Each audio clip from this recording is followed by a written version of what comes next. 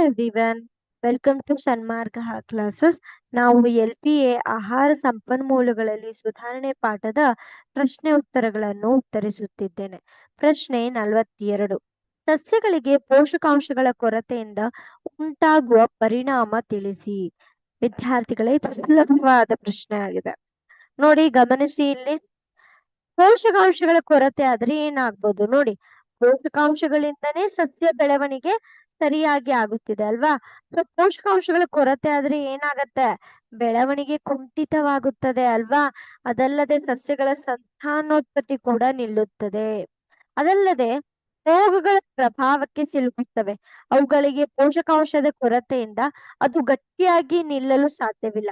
ಆದ್ರಿಂದ ಅದಕ್ಕೆ ಏನಾಗತ್ತೆ, ರೋಗ ನಿರೋಧಕ ಶಕ್ತಿ ಕೂಡ ಕಡಿಮೆ ಆಗುತ್ತಾ ಹೋಗುತ್ತದೆ. ಆದ್ದರಿಂದ ರೋಗಗಳ ಪ್ರಭಾವಕ್ಕೆ ಸಿಲುಕುವ ಸಾಧ್ಯತೆ ಜಾಸ್ತಿಯಾಗಿರುತ್ತದೆ. ಅದಲ್ಲದೆ ಈ ಸಸ್ಯಗಳ ಬೆಳವಣಿಗೆ ಕುಂಠಿತವಾಗುವುದರಿಂದ ಅದರ ಇಳುವರಿ ಕೂಡ ಕುಂಠಿತವಾಗುತ್ತದೆ.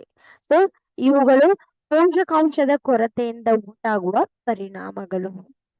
Thank you.